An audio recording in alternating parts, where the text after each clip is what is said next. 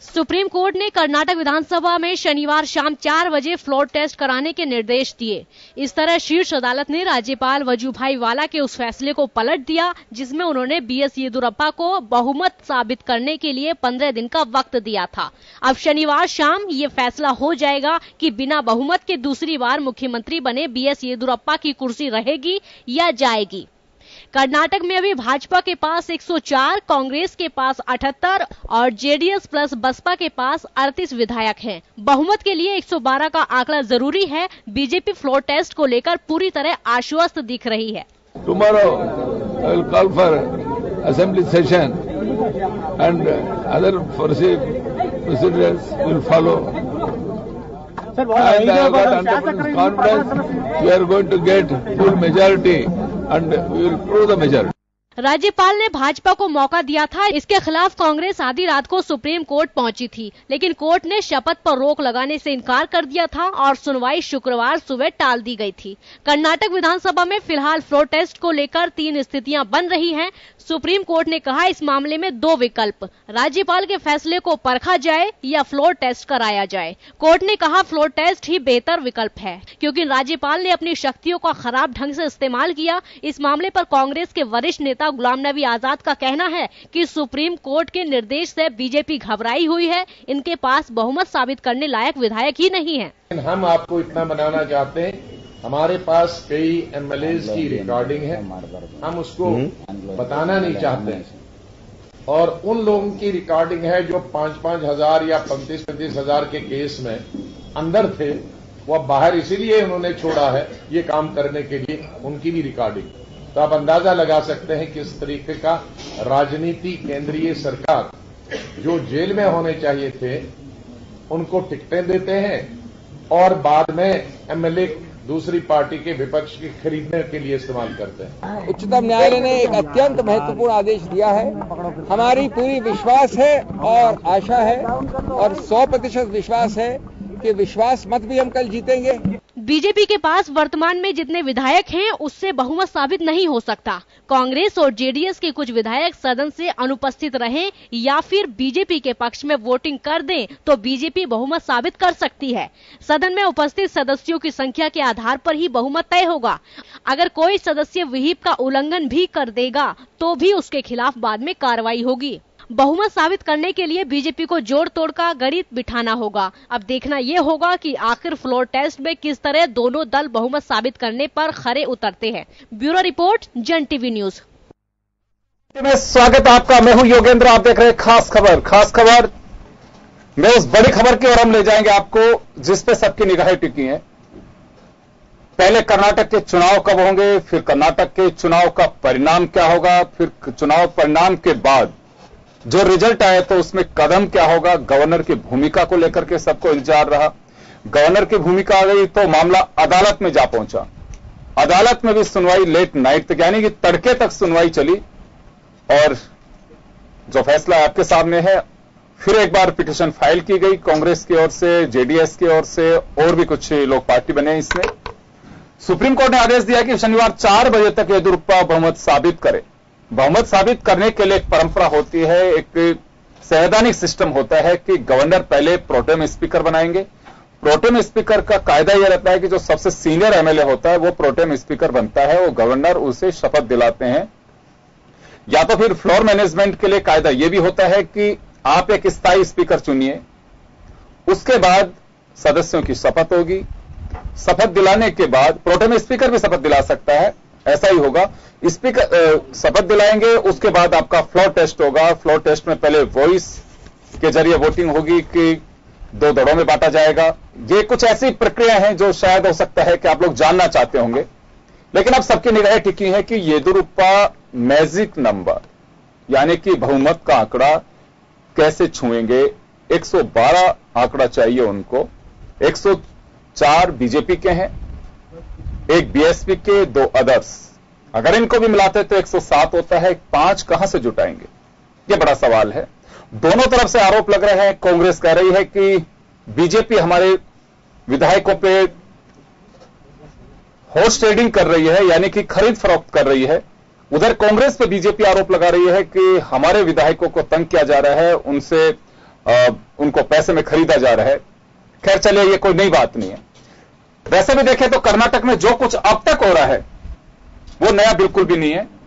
इतिहास के पन्नों में ये सब चीजें दर्ज हैं कि प्रोटेम स्पीकर भी बना, अदालत तक मामला भी गया, उसके बाद में फ्लोर में वोटिंग के लिए हिदायत भी दी गई।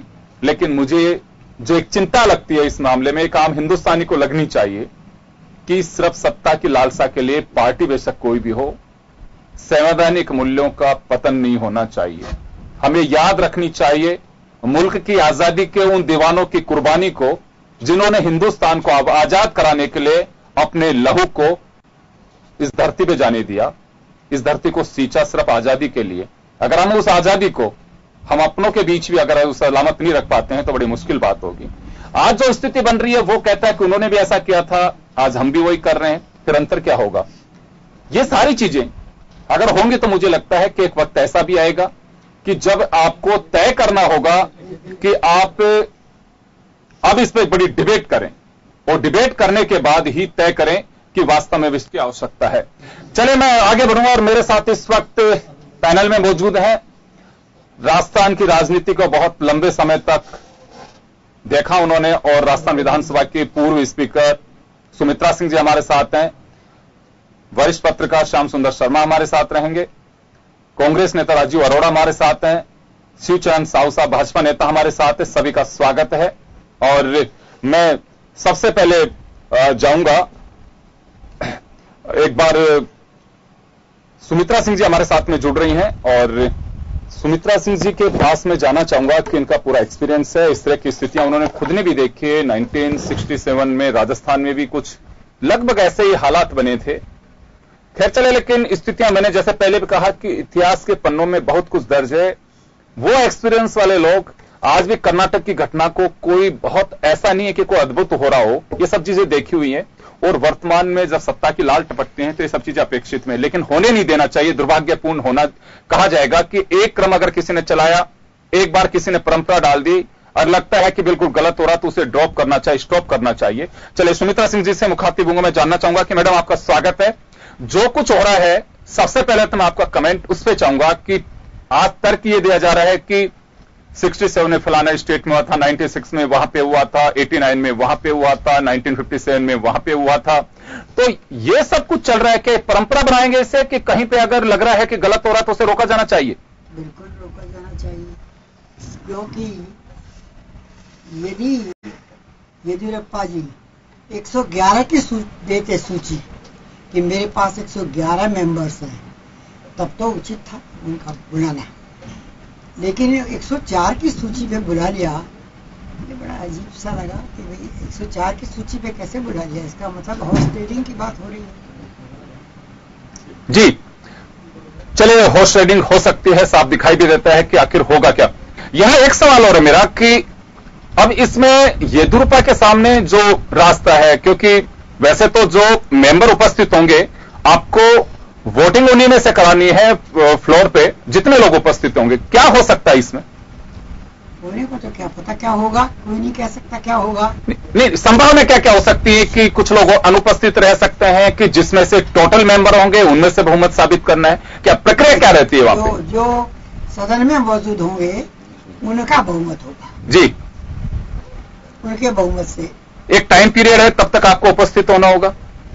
टाइम पीरियड तो दे दिया नहीं हाई कोर्ट ने। नहीं, वो ये है कि आपको इतने बजे तक तो आपको बहुमत साबित करना है, लेकिन एक लंबी प्रक्रिया है क्योंकि प्रोटेम स्पीकर बना दिया गया है। उसको लेकर के भी मिस्टर बोपैया है, केजी बोपैया, भाजपा के 3 बार विधायक रहे हैं, उनको बनाया गया है, लेकिन इनका विरोध हो रहा है। वहां पे ये कहा जा रहा है कि आरवी देशपांडे हैं जो सबसे ज्यादा बार जीते हुए हैं, उनसे एक बार कम के लिए जीते हुए हैं भाजपा के विधायक, उनको नहीं बनाया गया और बोपैया को बनाया गया है। तर्क ये दिया जा रहा है कि वो पहले भी 2008 में रह चुके हैं।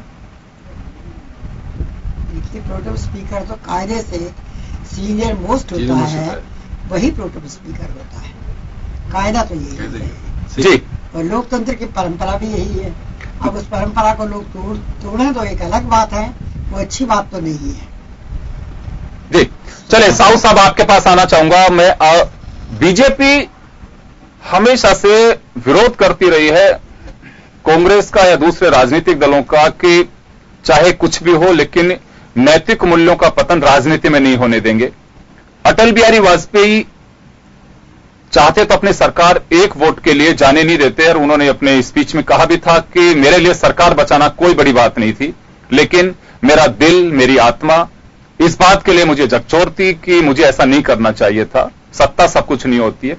अब यहां पे बाजी बदलती दिखाई दे रही है बीजेपी की। अभी जो चर्चा है, कहा जाता है, आरोप लग रहे हैं कि सत्ता सब कुछ है बीजेपी के लिए।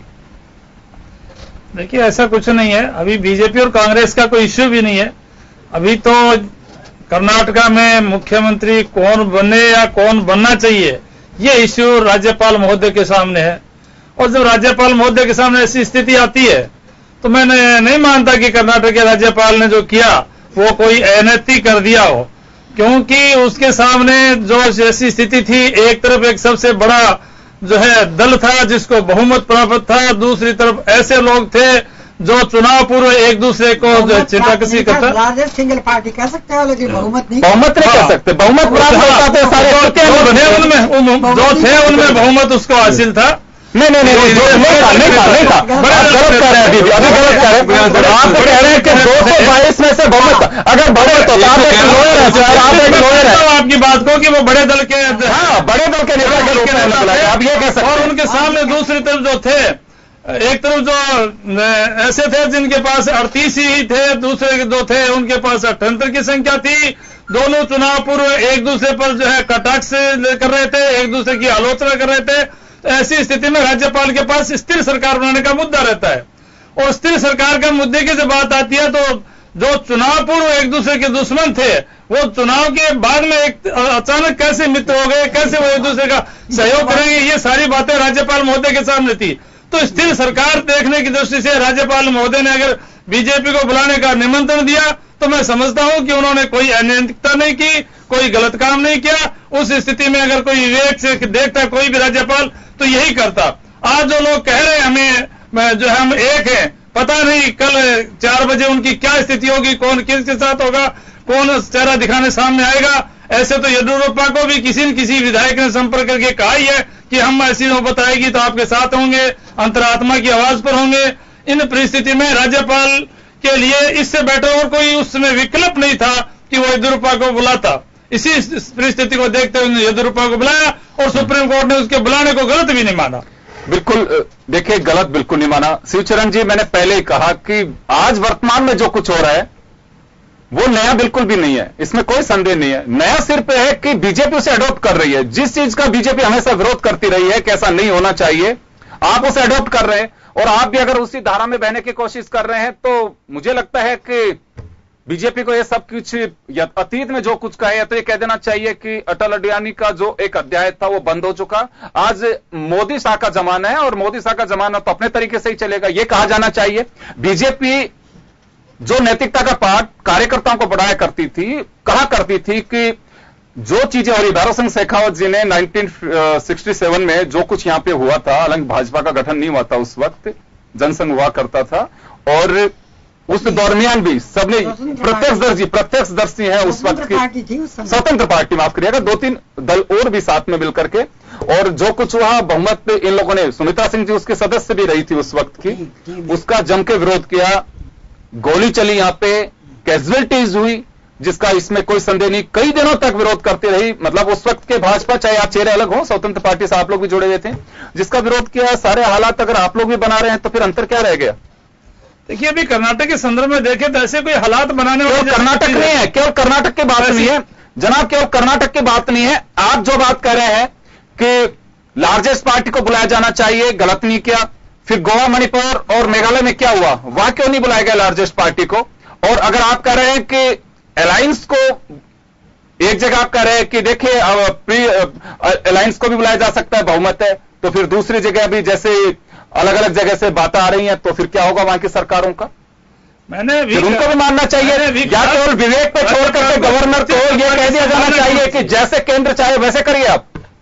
नहीं, ऐसा कुछ नहीं है। सुप्रीम कोर्ट ने बहुत सारे निर्णय में कहा है कि ऐसी परिस्थिति में जहां त्रिशंकु विधानसभा बन जाए, राज्यपाल को स्थिर सरकार की संभावना को टटोलना चाहिए। और यहां पर जो है राज्यपाल ने स्थिर संभावना को देखा, तो स्थिर सरकार जो है इस समय येदियुरप्पा के अलावा और कोई विकल्प नजर नहीं आ रहा कि कोई दे सकता हो। इसीलिए राज्यपाल महोदय ने उनको बुलाया और उनको शपथ दिलाई। इसमें ऐसी कोई सिचुएशन सामने नहीं आई जिससे ये कहा जा सके कि बीजेपी ने गलत किया। बीजेपी ने राज्यपाल के सामने अपनी परिस्थितियां बताई, इतने हमारे पास किसी ने कहा कि बीजेपी ने गलत किया। मैं तो ये कह रहा हूं कि जो पार्टी वर्षों तक नैतिकता का पाठ पढ़ाती रही, आप इस वक्त वो नैतिकता क्यों भूल गए हैं? मैं तो वो जानना चाह रहा हूं। कुछ नहीं, आपने विरोध किया, जिसका आपने विरोध किया, हमेशा हमने विरोध किया और हम आज भी नैतिकता प्रिय हैं। हम ये मानते हैं कि स्थिर सरकार येडियुरप्पा ही दे सकते हैं, उनके पास बहुमत है और 4 बजे कल साबित कर देंगे। चलिए, कांग्रेस ये कह रही कि अब तो वो विरोध भी जुमला रह गया आप लोगों का। अभिषेक मनु सिंघवी ने कहा है कि वो विरोध भी जुमला रह गया, तो ज्यादा ध्यान नहीं देना चाहिए। जोगेंद्र जी, ये जो बात कर रहे हैं साहू साहब, ये आज से 2 दिन पुरानी बात है। आज सुप्रीम कोर्ट के निर्णय होने के बाद में दूध का दूध पानी का पानी हो चुका। सुप्रीम कोर्ट का निर्णय ये बात क्लियरली बताता है कि राज्यपाल ने जो काम करा था वो असंवैधानिक था। उन्होंने 15 दिन का समय दिया, वो भी असंवैधानिक था। इतने समय देने का मतलब है कि आप हॉर्स ट्रेडिंग का मौका दे रहे हैं। सबसे महत्वपूर्ण बात साहू साहब ने जो बोली कि जो लोग चुनाव में आपके खिलाफ लड़े, आपके जिनसे अंतर्विरोध था, उनके साथ मिलकर आप सरकार बना रहे हो। मैं पूछना चाहता हूं कि 104 से 112 जब ये विधायक करेंगे तो इन 116 जो भी कांग्रेस के साथ हैं, 117 जो साथ में है, उनके अलावा कहीं और से लेके आएंगे क्या? वो भी 6 विधायक वही होंगे जिन्होंने भारतीय जनता पार्टी के खिलाफ चुनाव लड़ा होगा। तो ये बात बिल्कुल गलत है। जैसे सुमित्रा सिंह जी भी बात, अभी मैं उनको देख रहा था, उनकी भावाभिव्यक्ति को। सही बात यह है कि जिस ग्रुप के पास बहुमत की संख्या है, राज्यपाल के सामने जाके एक व्यक्ति 104 जनों की लिस्ट देता है, दूसरा व्यक्ति 117 जनों की लिस्ट देता है, तो राज्यपाल को पहले 117 जनों की लिस्ट वाले को बुलाना चाहिए था।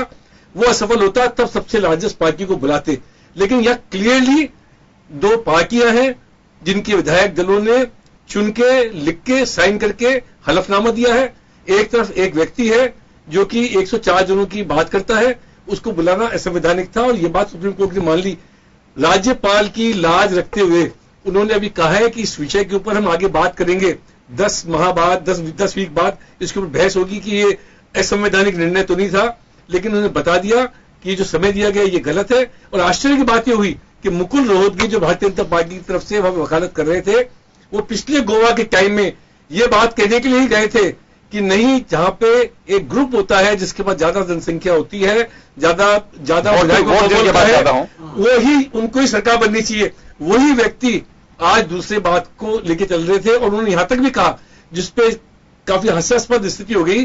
उन्होंने कहा कि कांग्रेस और जनता दल एस के जो विधायक हैं वो हैदराबाद में उनको आने में टाइम लगेगा, इसलिए उनको ज्यादा समय दे दिया जाए, आखिर तक कोशिश करते रहे, उनको हॉर्स ट्रेडिंग का मौका दिया जाए।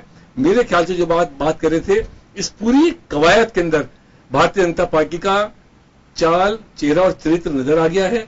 जिस तरीके से बेंगलोर में कर्नाटक की विजय के बाद में दिल्ली में जब बनारस के अंदर एक पुल गिर गया और कई लोग उसके अंदर मृत्यु हो गई, उस वक्त संसदीय दल की बैठक बुला के जिस तरीके से भारतीय जनता पार्टी के अध्यक्ष ने इसका गुणगान करा था, स्वागत करा था, विजय करा था, लगता है कि अब आने वाले समय में है तो काल के गर्भ में, लेकिन हो सकता है कि 2 दिन के मुख्यमंत्री साबित हों। तो ये बात पूरी तरह साबित हो चुकी है कि एक गलत निर्णय था। कल फ्लोर के ऊपर इसका निर्णय होगा, जो निर्णय होगा वो सही होगा। आज तक का जो घटनाक्रम था वो भारतीय लोकतंत्र के इतिहास के अंदर एक काला अध्याय के रूप में देखा जाएगा। सुमित्रा सिंह जी, आपके पास आना चाहूंगा मैं। प्रक्रिया की अगर हम बात करें तो यहां पे एक 222 हैं, क्योंकि कुमारस्वामी 221 हैं, 221, क्योंकि कुमारस्वामी एक ही काउंट होंगे वो। बिल्कुल बिल्कुल बिल्कुल 221 है। हाँ। तो ऐसे में फिर भी इस 111 की आवश्यकता पड़ सकती है। 111 में फ्लोर टेस्ट हो सकता है 111 में, यानी कि अभी भी बीजेपी को 7 विधायकों की आवश्यकता पड़ेगी अगर हाउस में सारे सदस्य होते हैं। तो प्रोटेम स्पीकर की भूमिका जो रहेगी, सबसे पहले जहां तक हम देखते हैं कि जो टोटल सदस्य हैं उनको शपथ दिलाई जाएगी। क्या एक साथ ही शपथ दिलाई जा सकती है? हाँ, एक दिन में दिला सकते हैं। नहीं, एक साथ नहीं, एक को दिलाई जाएगी। एक लंबा प्रोसीजर होगा। तो सुप्रीम कोर्ट की जो गाइडलाइन है, माफ करिएगा, जो निर्देश है 4 बजे तक आपको फ्लोर टेस्ट करना है, वो कैसे हुआ? क्योंकि 11 बजे का समय मुकर्रर किया है हाउस को बुलाने का। ये मुश्किल तो है 4 बजे तक का जी। लेकिन 4 बजे का ही चाहे बैठ 4 का 5 भी हो जाएगा, उसके बाद भी हो सकता है। तो ये माना जा सकता है कि प्रक्रिया से जुड़ गए, वक्त लग सकता है, लेकिन फ्लोर टेस्ट एक ही दिन में आपको करना है। दिन में करना है, कल शाम तक हो जाएगा। जी जी, 5 भी बज सकते हैं, कंटिन्यूस रहेगा। वो मीटिंग बैठ गई, वो सारी प्रक्रिया पूरी करके उठेगी। क्या 11 बजे जब हाउस लगेगा योगेंद्र जी, 11 बजे जो हाउस लगेगा वो विश्वास मत प्राप्त करने के लिए हाउस लग चुका है। बिल्कुल, तो सुप्रीम कोर्ट के निर्देश का पालन हो चुका। हाँ। उसके बाद हो सकता है कुछ उसके ऊपर बातचीत भी हो, वो येदियुरप्पा में क्या प्रस्ताव रखेंगे भी। हाँ, उसके कुछ बोल भी सकते हैं, बिल्कुल बोल सकते हैं कि आप बोलना चाहेंगे, वो अंतरात्मा की आवाज की भी आवाज लगा सकते हैं, कुछ भी बोले। लेकिन वो सब बात होने प्रक्रिया शुरू होगी 11 बजे 12 बजे, तो उसके बाद जब तक खत्म नहीं हुई तब तक कल बन जाएगा। ओथ होगी ना, ओथ होगी 11 सबसे पहले ओथ होगी, प्रोटेम स्पीकर वहां पे शपथ दिलाएंगे। चले श्याम सुंदर शर्मा जी हमारे साथ में जुड़ गए। श्याम जी, कर्नाटक में जो कुछ हो रहा है, हालांकि देखिए नया नहीं है, देख चुके हैं सारी परिस्थितियां, पहले भी ऐसे बहुत बार हुआ है, सुप्रीम कोर्ट को दखल देना पड़ा। और लेकिन अब नया यह होगा कि जादुई आंकड़ा कैसे जुटाएंगे येदियुरप्पा, ये सबके निगाहें टिकी हुई है कि आखिर वो कौन सा करिश्मा होगा। क्या कोई विधायक एब्सेंट रहेंगे या फिर कुछ नया कोई करिश्मा होगा, ये देखने वाली बात है। बस सिर्फ ये नया होगा तो ये होगा कि आखिर जुटाया कैसे गया। देखिए योगेंद्र जी, सबसे पहले तो है कि न्यायिक प्रक्रिया में हमारा सबका विश्वास है। लोकतंत्र को जीवित रखने के लिए जो सुप्रीम कोर्ट ने निर्णय दिया है, वो निश्चित रूप से अपने आप में एक माइलस्टोन साबित होगा इस देश के लिए, क्योंकि अब तक राज्यपाल के निर्णय पर इस प्रकार का निर्णय मेरे ख्याल पहली बार आया है कि 10 दिन का टाइम दे दिया। और उसके बाद आपने सबने रात को सुबह 5:30 बजे तक सुप्रीम कोर्ट चली हो, उसके बाद क्या कि हम एक दिन बाद आपको सुनवाई करके निर्णय दे देंगे। और आज जो निर्णय दिया है वो निश्चित रूप से ऐतिहासिक है और लोकतंत्र में विश्वास करने लायक है कि लोकतंत्र में आपको संख्या दी है वो सामने दिखाइए आप तत्काल, क्योंकि आपको कह देते कि 48 घंटे में आप अपना बहुमत सिद्ध करिए तो फिर न्यायिक प्रिय बात होती। राज्यपाल ने निश्चित रूप से पार्टीगत जिस प्रकार का निर्णय दिया उस पर प्रश्न चिन्ह लगना स्वाभाविक था, क्योंकि 15 दिन का समय देने का मतलब है कि आप किसी प्रेरित हो, क्योंकि आपके दल के पास बहुमत नहीं है, उसके बाद आप 15 दिन का समय देते तो उसका मतलब सीधा है कि क्रोध हो रही है, तो सारी चीजें होने के बाद। लेकिन हमारी न्यायिक प्रक्रिया में हम हमेशा विश्वास रखते हैं, हम हमेशा उसको ऊपर मान के चलते हैं कि लोकतंत्र को रक्षा करने का, संविधान की रक्षा करने का अधिकार जब सुप्रीम कोर्ट ने उसके लिए दिया है कि आपका अधिकार कैसे सुरक्षित रह सके, तो उन्होंने आज जिस प्रकार का ऐतिहासिक फैसला दिया निश्चित रूप से उसको सराहना की जानी चाहिए सबको। अब देखिएगा कि अब उन्होंने निर्णय कर दिया है तो आपके सामने जादुई आंकड़ा अब किस प्रकार से साबित होगा ये तो फ्लोर पे मालूम पड़ेगा। आज हम कोई किसी की कहने की स्थिति में नहीं है कि कितने विधायक उस फ्लोर पे आएंगे। सबसे पहले तो प्रोटेम स्पीकर को आज राज्यपाल ने शाम तक शपथ दिला दी होगी कि कल के उनको उनके कहने पर आहूत होगा अब, क्योंकि राज्यपाल उनके सिफारिश पर विधानसभा का सत्र आहूत करेंगे और उनकी सदारत में सबसे पहले, क्योंकि विधायक कोई भी विधायक अभी है उसको जब तक शपथ दिलेगा विधायक नहीं बनेगा, इसलिए सबसे पहले विधायक को सबको शपथ दिलाई जाएगी और इसीलिए 4 बजे का टाइम निर्धारित किया है। नहीं तो वो कहते हैं कि आप 11 बजे कर दीजिएगा, क्योंकि विधायकों को सबसे पहले विधायकों की शपथ हो जाए, उसके बाद प्रस्ताव लाया जाएगा। प्रस्ताव पर बहस हो सकती है, सत्ता पक्ष भी बहस कर सकता है और विपक्ष भी कर सकता है, अपनी बात को रिकॉर्ड में ला सकता है। उसके बाद निश्चित से विधानसभा के जो प्रोटेम स्पीकर है वो उस प्रस्ताव को पर वोट मतदान कराएंगे। मतदान में तरीका हाथ ऊपर करा करके करने की बात हो रही है, तो सारा अब उस पर लाइव होगा नहीं होगा ये विधानसभा अध्यक्ष पर निर्भर करता है कि वो निर्णय कर सकते हैं कि सुप्रीम कोर्ट ने ये भी दिया है कि ये स्पीकर जो भी होगा, प्रोटेम स्पीकर बनते हैं या स्थायी स्पीकर जो भी होगा वो तय करेंगे कि इसका वैसे तो देखिए रिकॉर्डिंग होती है हर विधानसभा तो कैसा हो सकता है, प्रोटेम स्पीकर और प्रोटेम स्पीकर ही होगा, पूरा अधिकार है उनको, वो उस समय पूरा अधिकार है जो स्पीकर को अधिकार होता है, सारे अधिकार उनको कल प्राप्त होंगे और जो निर्णय करेंगे सबको मान्य होगा। गलत बनाया है ना, सवाल तो ये है ना, प्रोटेम भी तो गलत बनाया है। अब क्योंकि प्रोटेम सीनियर मोस्ट होता है, हाँ सीनियर मोस्ट होता है, वैसे नियम तो ये है कि सीनियर मोस्ट को बनाया जाना चाहिए जिससे विवाद का विषय नहीं रहे, क्योंकि अब उसमें हो सकता है कि स्पीकर को बहुत सारे अधिकार होते हैं, वो कुछ भी स्थिति में इधर उधर करने की स्थिति, कई चीजें आप तो स्पीकर खुद रहे और क्योंकि निर्णय करने का अधिकार, क्योंकि उस पर आपके अधिकार के ऊपर कोई प्रश्न चिन्ह नहीं लग सकता, वहां कोई निर्णय न्यायालय का चलता नहीं, जो अधिकार में आपने कह दिया वो निर्णय माना जाता है। प्रोटेम स्पीकर चैलेंज नहीं हो जाए कि गलत बनाया है, अब चैलेंज हो जाए। वो कांग्रेस ने कहा भी, ऑब्जेक्शन किया कांग्रेस ने ये कि प्रोटेम स्पीकर की नियुक्ति गलत है, लेकिन जावड़ेकर ने ये बात कहकर के खारिज कर दिया कि 2008 में भी ये प्रोटेम स्पीकर रहे हैं, तो उस वक्त 10 साल पहले जब प्रोटेम स्पीकर बनाए जा सकते हैं तो आज भी बन सकते हैं। वो बीजेपी ने खारिज किया है, सरकार की ओर से अधिकृत बयान जावड़ेकर ने दिया है। अभिषेक मनु सिंघवी ने इस बात का ऑब्जेक्शन कांग्रेस की तरफ से किया था कि एक परंपरा रही है कि सीनियर मोस्ट एमएलए जो भी होता है उसको बनाया जाना चाहिए।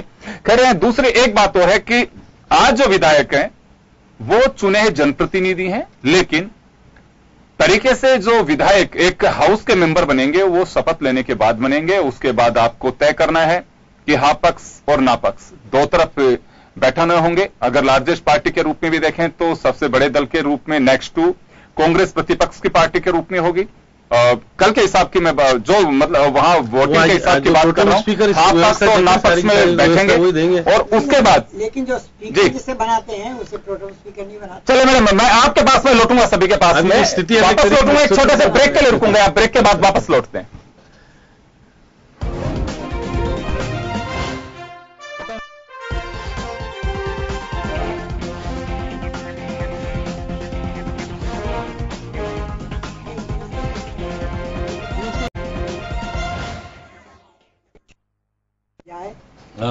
गिर रहा है। ब्रेक के बाद एक बार फिर आपका स्वागत है। आप देख रहे हैं खास खबर। बात कर रहे हैं हम कर्नाटक के उस हाई ड्रामे की जिसमें हर पल कोई ना कोई एक नया अध्याय जुड़ता जा रहा है। अब सबकी निगाहें टिकी हुई हैं कि रिजल्ट क्या आएगा। पहले रिजल्ट 15 तारीख का कि चुनाव परिणाम क्या होगा। अब सबकी निगाहें इस पे टिकी हुई हैं कि आखिर हाउस का रिजल्ट क्या होगा, हाउस में से क्या होने की संभावना है। उसको लेकर के भी जब तक रिजल्ट नहीं आएंगे सबके यही चर्चाएं चल जारी हैं कि आखिर क्या हो सकता है, क्या क्या संभावनाएं बन सकती हैं। एक बार फिर मैं एक लंबा एक्सपीरियंस स्पीकर भी रही हैं सुनीता सिंह जी, उनके पास वापस जाना चाहूंगा। मैडम देखिए, यूं तो जो होगा सामने आएगा उसको हम सब लोग देखेंगे, लेकिन संभावनाएं जो टिकी हुई हैं वर्तमान परिस्थितियों में क्या क्या संभव है? कुछ भी संभव है, कहा नहीं जा सकता। कुछ भी नहीं कह सकते जी, कुछ भी संभव है। एक जो हम मान के चलते हैं कि ऐसा भी हो सकता है, ये चीज हो तो ऐसा हो सकता है। क्या वैसे हाउस की प्रोसीडिंग के लिहाज से अगर देखें तो कायदे से क्या होना चाहिए और क्या क्या परिस्थिति अगर होती हैं तो क्या हो सकता है? देखिए, ऐसा लगता तो ऐसा ही है कि जब 104 की लिस्ट दी है तो लगता तो यही है कि 104 होंगे, लेकिन कौन कह सकता है कि 2 दिन के अंदर अंदर क्या पक रहा है और क्या हो सकता है। इसलिए कुछ भी संभावना जो है कुछ भी हो सकती है। येदियुरप्पा जीत भी सकते हैं, येदियुरप्पा हार भी सकते हैं, दोनों जी। यहां पे अगर एक टोटल जो एमएलए हैं 221 अगर वहां रहेंगे संख्या के आधार से, और 104 या अगर मान ली अदर्स को भी हम एक बार के लिए काउंट करें 107, कांग्रेस और जेडीएस के सारे लोग अगर मौजूद होते हैं और नापक्ष लॉबी में बेशक बैठे, क्यों पार्टियां होंगी उस वक्त के लिए वहां पे, क्योंकि प्री पोल अलायंस नहीं था, पोस्ट पोल अलायंस था, तो बैठे रह सकते हैं वहां पे साथ में।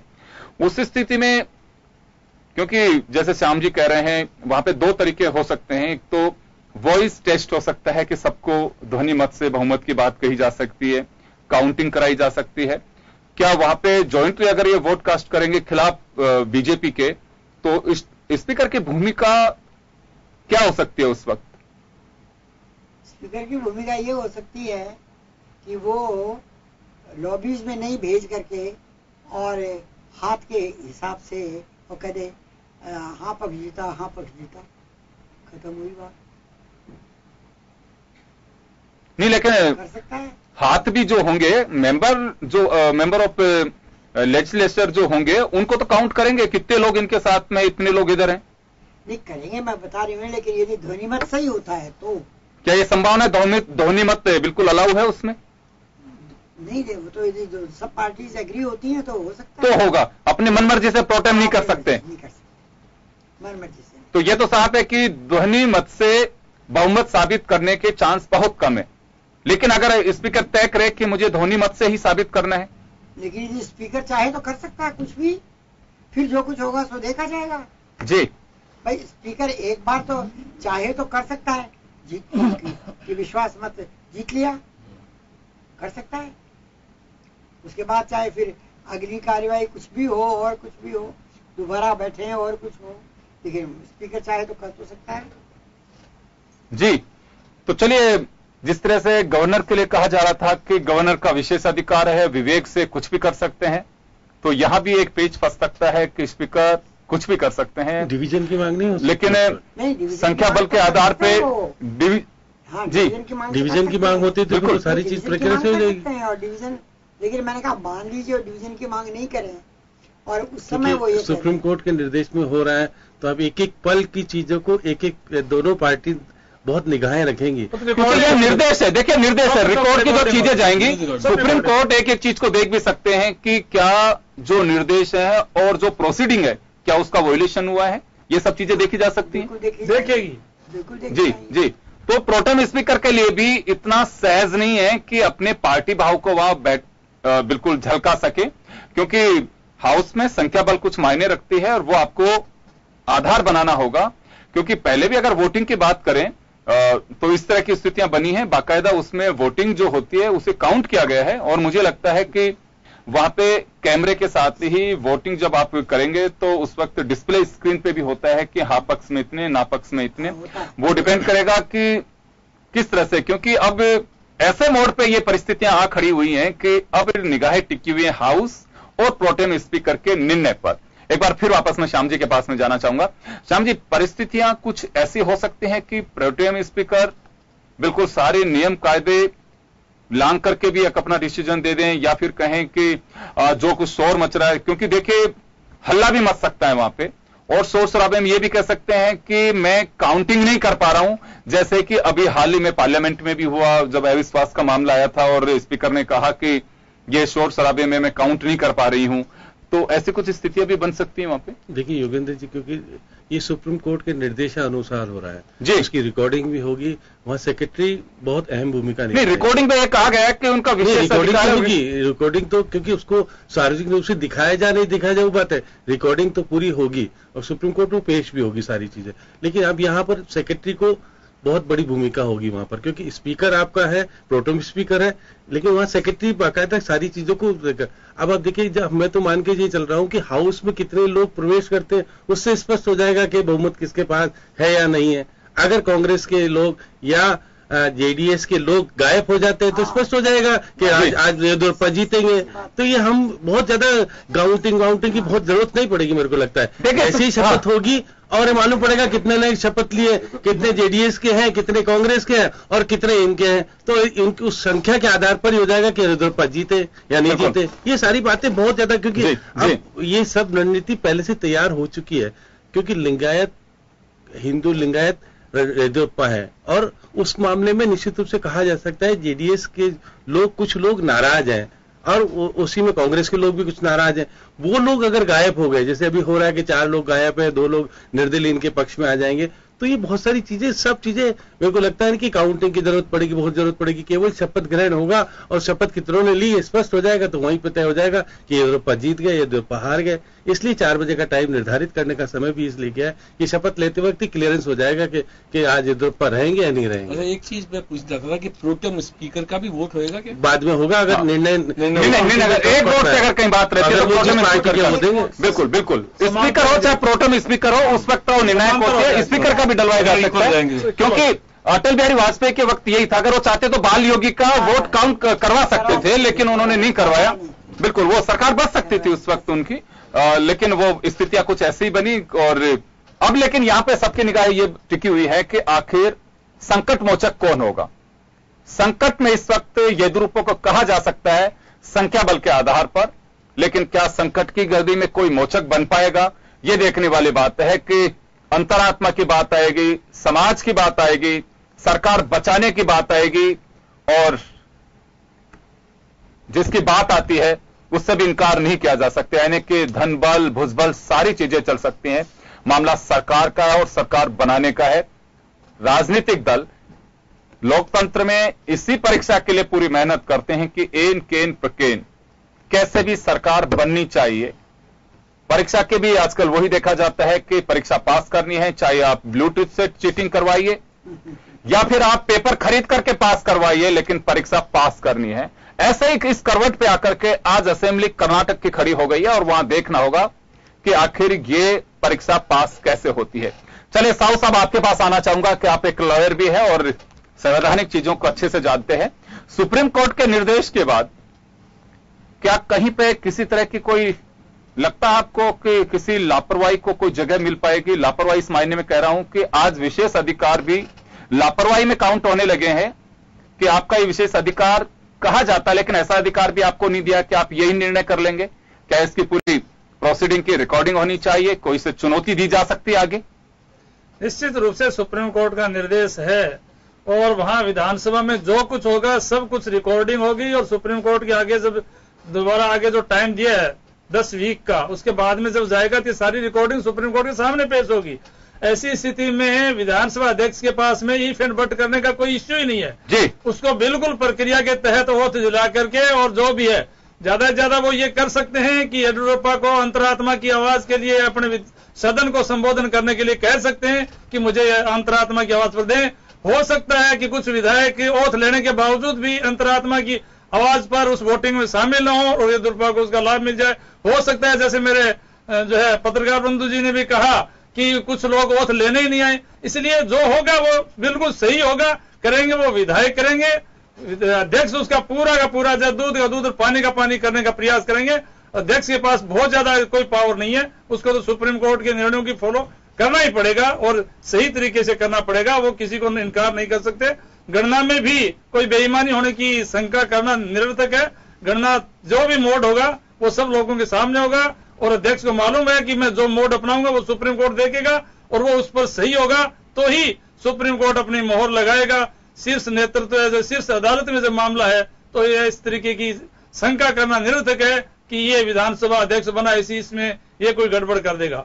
हाँ, विधायक क्या कर सकते हैं ये उनके पास है, उनका निर्णय सर्वोधारी रहेगा, सब कुछ विधायकों पर निर्भर है। बिल्कुल, इसमें कोई संदेह नहीं। विशेष अधिकार, विवेक, ये भी एक मर्यादाओं में बंधा हुआ है, एक अधिकारों और आपके कर्तव्य में बंधा हुआ है, उसके बाहर आप नहीं जा सकते। अगर जाते हैं तो एक नई परंपरा को फिर आप पैदा करेंगे, फिर भविष्य में इसका सामना आपको भी करना पड़ सकता है।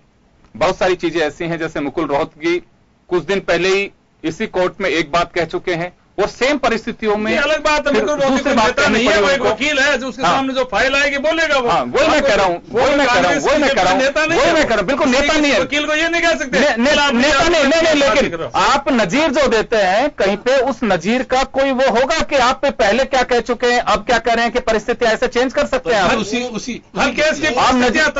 एक प्रश्न विचारणीय है, आप देखिए कोई यदि ओथ नहीं लेता है तो ओथ नहीं लेने वाला एमएलए तो है नहीं, और जब विधायक नहीं है वो तो उसके खिलाफ आप एक्शन ले नहीं सकते, फिर क्या होगा बताइए मुझे आप। जी, और दूसरा क्या वीप का भी कुछ वहां वैल्यू होगी? किसकी वीप अगर जारी की जाती है, जारी होने का क्या स्थिति बनेगी? नहीं, वीप में कैसे जब तक विधायक की ले ले उसके बाद भी जारी, विधायक बनने के बाद वीप जारी होगी। जैसे हाउस में हाथ खड़ा कर दे, जो कांग्रेस का जेडीएस का है तो उसका तो डिस्क्वालिफिकेशन हो जाएगी उसकी। तो ये डिस्क्वालीफाई कर सकते हैं, वही तो शपथ ही नहीं लेगा। अगर वहां पे तो नहीं कर सकते वोटिंग राइट जो है, अगर वहां पे जैसे 104 बीजेपी के होंगे, अगर मान लीजिए एक बीएसपी 2 निर्दलीय, और उस वक्त वोटिंग होती है कि चलिए सरकार के समर्थन में कौन कौन है हाथ ऊपर करिए, तो क्या जेडीएस या कांग्रेस के कुछ लोग हाथ ऊपर कर सकते हैं? हाथ ऊपर यदि करेंगे तो डिस्क्वालीफाई होंगे, तो उसका वीप का उल्लंघन होगा तो डिस्क्वालीफाई हो सकते हैं वो।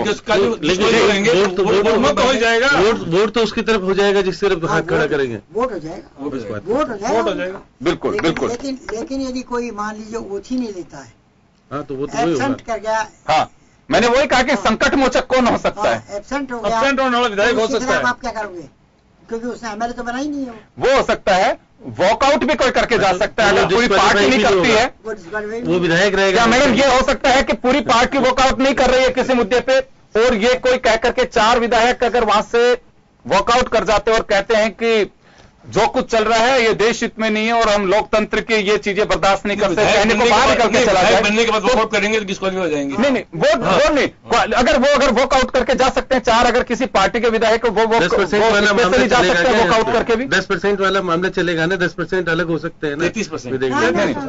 नहीं, मेरा दूसरा सवाल है, क्या इंडिविजुअल भी कोई एमएलए, मैडम क्या इंडिविजुअली भी कोई एमएलए वॉकआउट कर सकते हैं? पूरी पार्टी नहीं करे? हाँ, कर सकता है, अगर की मर्जी की।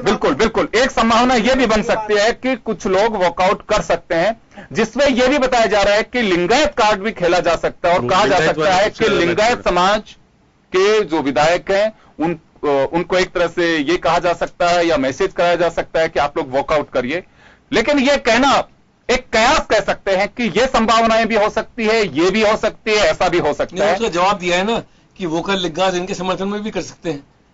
जो वोकल लिग्गास भी बीजेपी के अंदर जीते हैं वो कुमार स्वामी के पक्ष में कर सकते हैं। तो उल्लंघन नहीं माना जाएगा। बिल्कुल उल्लंघन होगा, नहीं कह रहा हूँ, तो डिस्क्वालीफाई हो जाएगा बाद में। नहीं, लेकिन वॉकआउट में बिल्कुल ये बात एक ही है जी। बात क्या वोटिंग के टाइम पे आप अलग जा रहे हैं? हाँ बिल्कुल, आप वोट नहीं दे रहे तो डिस्क्वालीफाई होंगे। क्या तो आप हाउस के अंदर नहीं कब होगी विप जारी, कैसे होगी ये बताओ ना, कैसे विप जारी होगी? विप में तो जब तक आओगे विधायक की शपथ ले उसके बाद ही विप जारी करेंगे, क्या है? शपथ के बाद शपथ के बाद अभी तक तो क्योंकि विधायक दल बना नहीं और विप जारी करने के लिए सचेतक चाहिए, सचेतक है नहीं दोनों के पास। क्या सचेतक बन जाएंगे तत्काल, क्या होगा, क्या स्थिति बनेगी? क्योंकि कोई भी कर देगा विप जारी, पार्टी का उसके खिलाफ जाओगे। विप पहले भी जारी हो सकती है इसका? नहीं पहले नहीं भाई, जब आप सारे विधायकों को शपथ दिला देंगे उसके बाद में हाउस के मेंबर हो गए, वोटिंग भी तभी होगी जब सबकी शपथ होगी। और इस प्रोसीजर में टाइम भी लग सकता है, अगर टाइम लगता है तो सुप्रीम कोर्ट में लिखा जा सकता है कि इतने लोग थे, इस कारण से इसे डिले किया गया और 4 बजे तक हम बहुमत साबित कराने की जो प्रक्रिया थी उसे नहीं अपना सकते। 12 बजे पहले शपथ कराना पड़ेगा, वो तो टाइम नहीं हो सकती। एक एमएलए की एक सदस्य को शपथ दिलानी होगी। विधानसभा चलिए ना, मैंने उसी दिन होगा जब विधानसभा जब भी समाप्त होगी, जब बहुमत और यही है सुबह 4 बजे तक भी चल सकती है विधानसभा चलिए। तो इसलिए विधानसभा में बहुमत कल ही साबित होगा। अब उसका टाइमिंग निर्धारित नहीं है कितने बजे हो, क्योंकि शपथ लेने के बाद समय लग जाएगा। जो हो सकता है कि तीनों नेताओं को बोलने का मौका भी दिया जाता है। येदियुरप्पा भी। चलिए मैं राजू जी के पास जाना चाहूंगा। राजू जी, सबके निगाहें टिकी हुई है कर्नाटक के बहुत ही खूबसूरत असेंबली पे, जो जाना जाता है कि हिंदुस्तान की सबसे खूबसूरत असेंबली के रूप में भी उसे जाना जाता है। उसका खूबसूरत नजारा क्या होगा ये देखने वाली बात है, क्योंकि सबकी निगाहें वहां टिकी हुई है। मैं आपसे जानना चाहूंगा कि अब जो संकट से बाहर निकालने की येदियुरप्पा की निगाहें हैं वो आप लोगों पर टिकी हुई है कि आपके यहीं से कोई संकट मोचक बन सकते हैं, जेडीएस से बन सकते हैं, क्योंकि विधायक तो जो है 221 सदस्य वहां रहेंगे, 222 में से 221 इस नाते कि कुमारस्वामी को एक ही काउंट किया जाएगा। 2 जगह से इसी हिसाब से 111 का बहुमत साबित करना है, 112 की भी आवश्यकता नहीं पड़ेगी उस वक्त वहां पे। तो ऐसे में क्या कांग्रेस पूरा भरोसा है कि जो कवायद की जा रही है बीजेपी को रोकने के लिए, जो पहल की जा रही है, पूरी तरह से अपने विधायकों को सही तरीके से संजो पाएगी, रख पाएगी? योगेंद्र जी, 116 विधायक कांग्रेस और जेडीएस के एक साथ हैं, और जब वो एक साथ आएंगे कल विधानसभा में भी, मेरे को लगता है कि वो सारे एक साथ आएंगे और एक साथ ही विधानसभा के अंदर प्रवेश करेंगे। तो मुझे पूरी उम्मीद है कि उनमें से कोई भी विधायक जो आज एक साथ है उनमें से कोई बाहर नहीं जाएगा। कोई आज पहुंचा ही नहीं है, साथ में नहीं है, वो अलग बात है। 4 तो गायब होने की सूचना नहीं, 4 की नहीं, खाली 1 की बात है। कांग्रेस का एक प्लेन भी उतारने नहीं दिया, आज कई स्थिति बनी। प्लेन तो कल रात को जाने भी नहीं दिया था। 3 प्लेन करे थे, चार्टर्ड प्लेन, उनको परमिशन नहीं दी बेंगलोर से हैदराबाद जाने की, तो उनको बाय बस लेके जाना पड़ा। और जो बस से वहां पहुंच गए हैं उसके बाद साथ वापस में आएंगे। मेरे को उम्मीद कम है, क्योंकि कांग्रेस पार्टी भी और जेडीएस भी इस बारे में बहुत सतर्कता बरत रही है। कांग्रेस के भी बड़े नेता वहां पे पहुंचे हुए हैं, आपको मालूम है, वो पूरी चीज को मॉनिटर कर रहे हैं, पल पल की खबर आला कमान को दे रहे हैं। ये इस तरीके की स्थिति दोबारा पैदा ना हो जिसमें लगे कि कांग्रेस पार्टी ने पूरी कोशिश नहीं करी, जो कि उनका न्यायिक हक है, उसको मिलना चाहिए उनको। और मेरे को लगता नहीं कि अगर उसके बाद भी कुछ होता है तो मेरे ख्याल से ये वो लोकतंत्र के बाद दबा होगा, उससे आज की केंद्र की सरकार है उसकी छवि खराब हो। एक छोटा से मेरा कहना यह था कि आज के इस निर्णय के बाद में सुरक्षा येदियुरप्पा जी सुरक्षा व्यवस्था भी दे दी है और येदियुरप्पा साहब को सुरक्षा व्यवस्था के आधार के ऊपर दे दी गई है। अगर उनको 1 हफ्ते का समय चाहिए था उनके पास ना दे दी, कहा है उन्होंने, सुप्रीम कोर्ट ने कहा है कि इनको सुरक्षा व्यवस्था प्रदान की जाए और सारी चीजें जो सब चीज। हाँ, और मेरा कहना यह है कि अगर 15 दिन का समय मांगा था, अगर तैयारी नहीं है तो येदियुरप्पा को इस्तीफा दे देना चाहिए स्वयं आगे बढ़ के। और क्योंकि कल अगर बाद में चुनाव के अंदर वहां पे हारे, उससे बेहतर है कि नैतिकता के नाते अगर उनके पास आज की तारीख में साधन नहीं है, क्योंकि उनको समय चाहिए था 1 हफ्ते का या 10 दिन का। राजीव जिस प्रकार से केंद्र सरकार सक्रिय नजर आ रही है ना, देखिए यहाँ येदियुरप्पा नहीं हारेंगे, यहाँ मोदी हारेगा, अमित शाह हारेंगे, वहाँ राहुल गांधी, दोनों की स्थिति बड़ी नाजुक है। इसलिए किसी भी कीमत पे वो कुछ भी करो, हम बहुमत लेके रहेंगे। चलिए, मैं एक चीज में और समझना चाहूंगा, ये भी हालांकि टेक्निकल बात है, मैं जो सुमित्रा सिंह जी से बात करना चाहता हूं। मैडम, क्या यह संभव है कि आप दबाव डाल करके किसी विधायक को आप अंदर भी लेके आ गए, हाउस का मेंबर भी आपने शपथ दिला के बनवा दिया, क्या तुरंत वो रिजाइन कर सकता है? कर सकता है रिजाइन, तो उसका ये भी एक बात सामने आ रही है कि कुछ विधायक जो है उनसे रिजाइन भी करवाया जा सकता है कि आप रिजाइन करिए। रिजाइन करने के बाद में ये स्पीकर पे डिपेंड करता है कि तुरंत उसे स्वीकार कर लेते हैं तो 104 पे भी हो जाएगा भाई। अगर वो अगर रिजाइन करने के बाद प्रोटेम स्पीकर है, जो खुद भी बहुत उत्सुक होंगे रेजिग्नेशन स्वीकार करने में, तुरंत स्वीकार करेंगे और उसके बाद जो संख्या बल वहां पे मौजूद होगा, आपको उसमें से आपको काउंटिंग होगी और ऐसे में ये भी एक रास्ता निकाला जा सकता है, क्योंकि संकट की घड़ी है इस वक्त येदियुरप्पा के सामने और संकट की घड़ी में गलियां कौन से निकल सकती है, उसके बाद में विधान परिषद से ला करके मंत्री बना सकते हो। ये तो बड़ी अच्छी स्थिति अलग तरह की है। सत्ताधारी पार्टी के पास बहुत सारे ऑप्शन खुले हैं। बिल्कुल, जो बिल्कुल। भी रिजाइन करेगा वो विधान परिषद का सदस्य बन के मंत्री। एक संभावना है, ऐसा भी हो सकता है, क्योंकि हम बात संभावनाओं पे कर रहे हैं। जब तक परिषद में तो सीट खाली होगी, जमीन है करा देंगे वो खाली, कोई बात नहीं है, क्योंकि आप 2 साल, लेकिन नहीं आप एक ही पक्ष का सोच रहे हो, सामने वाले भी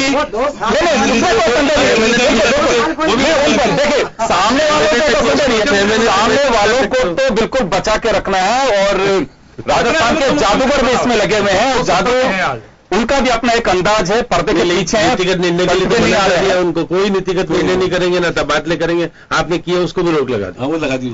हाँ बिल्कुल, वो कर नहीं सकते अभी, क्योंकि वो स्थितियां नहीं, जब तक आप बहुमत साबित करके और अधिकारियों को मना करने के बाद भी कि आप नहीं कर सकते निर्णय, उन्होंने ऋण माफ करने के ऑर्डर जारी कर दिए तो उस पर रोक लगाई है। जी, सुप्रीम कोर्ट ने बहुत सारी चीजें ऐसी कही है, सुप्रीम कोर्ट को कहना चाहिए कि उन्होंने जो लोकतंत्र को जीवित रखने का और जो चीज कही है ना, एक बहुत बड़ी राहत मिली है और दोनों राजनीतिक पार्टियों को दिशा निर्देश देने का काम किया। देश को कर्नाटक दिशा निर्देश दे रहा था, अब वही चीज आज सामने आएगी कि वो गोवा में क्या होगा, मिजोरम में क्या होगा, सारी बातें में बदलाव आ रहा है, क्योंकि कांग्रेस ने डिमांड शुरू कर दी है कि यहाँ हुआ तो वहां भी हमको, राजद ने कर दी है चीजें, राजद ने भी कर दी है। तो हमारा फ्री पोल अलायंस का कांग्रेस के साथ में हमारा संख्या ये है, लार्जेस्ट पार्टी के रूप में भी जनता दल आरजेडी है, वो लार्जेस्ट पार्टी के रूप में भी। तो देखिए कई चीजें बदलेंगे और बदलने के साथ ही मेरा जो आखिरी सवाल है आप लोगों से सभी से, चलिए ये तो जो कुछ होगा सबकी निगाहें टिकी रहेंगी कि कितना लंबा प्रोसीजर चलता है वहां पे शपथ का और उसके बाद में रिजल्ट क्या आता है। पूरा देश नहीं, मुझे तो लगता है कि पूरा दुनिया भी जानना चाहती है कि हिंदुस्तान में अलग अलग तरीके की जो चीजें आती हैं उन्हें देखना चाहिए और कुछ लोग सोशल मीडिया पे से एंजॉय भी कर रहे हैं, दिखा रहे हैं येदियुरप्पा जी को, उनके साथ में 4 साथी हैं, लेकिन वो पहले का है जब वो विधानसभा में धरने पे बैठे हुए थे, उसमें दिख रहा है कि शादी कल है और अभी तक खरीदारी भी नहीं हुई है। कुछ इस तरह की चीजें हैं जो एंजॉय भी कर रहे हैं, मैंने कहा ना जैसा सोशल मीडिया में। मैडम मैं आपसे जानना चाहूंगा कि देखिए परिस्थिति आ रही है, आए दिन आ रही है और वो परिस्थिति आ रही है कि जब हम अपोजिशन में होते हैं तो पीड़ा भी देती हैं वो चीजें। आज बीजेपी चाहे बेशक एंजॉय कर रही हो, लेकिन जब कांग्रेस से सब कुछ कर रही थी, कांग्रेस खुश थी, बीजेपी के साथ प्रतिपक्ष की पार्टियों को बड़ा तकलीफ हो रही थी उस वक्त जब ये चीजें सामने आई। आज बीजेपी कर रही है, सामने वालों को तकलीफ हो रही। क्या वक्त आ चुका है कि एक गाइडलाइन भी सभी पार्टी के दल, सभी पार्टी के लोग मिलकर के बैठ के बनाए कि ऐसी स्थिति हो तो हमें ये करना चाहिए और नैतिक मूल्यों का जो पतन है हो रहा है उसे रोका जाना चाहिए? बिल्कुल आवश्यक, बहुत आवश्यक। सबको बैठ करके और इस बारे में निश्चित तौर से कुछ गाइडलाइंस बनानी चाहिए और उन गाइडलाइंस के आधार के ऊपर नैतिकता की बात करने वाले तो सभी करते हैं, बात तो सभी करते हैं जी, लेकिन अमली जामा पहनाया जाना चाहिए भी तो करना चाहिए नैतिकता। बिल्कुल बिल्कुल। और ये जब तक राजनीतिक दल शिवम ये गाइडलाइन नहीं बनाएंगे आचरण की, नैतिकता की, तब तक मुझे लगता है कि ऐसा संभव नहीं है। और अगर नहीं होगा तो आप तय मानिए कि अराजकता हो सकती है लोकतंत्र के इन पवित्र मंदिरों में, जो सभी को इसका खामियाजा उठाना पड़ेगा। महज एक ही लालसा होगी हमारी, कैसे भी करके हम सत्ता बनाएं।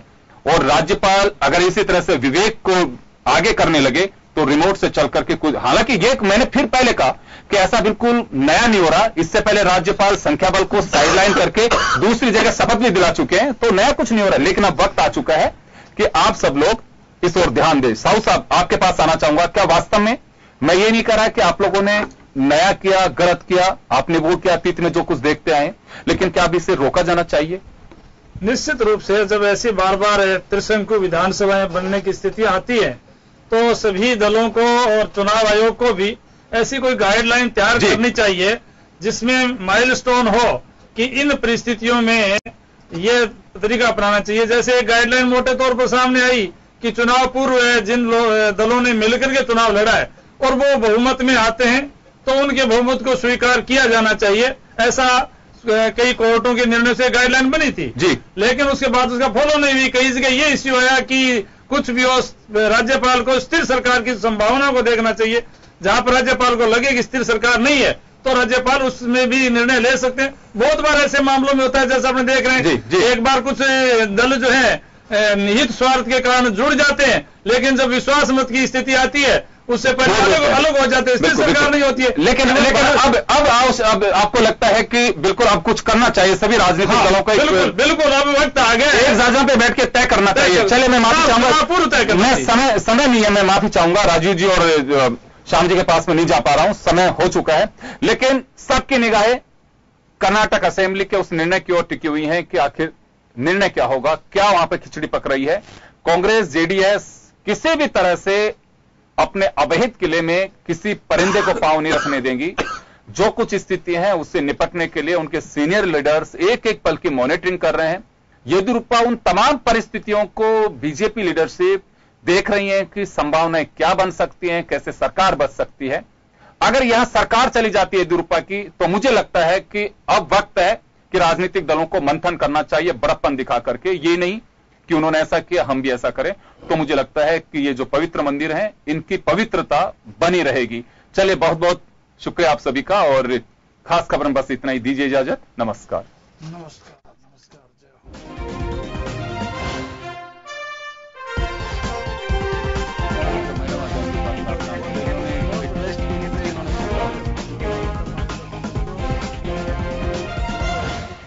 लेकिन आपसे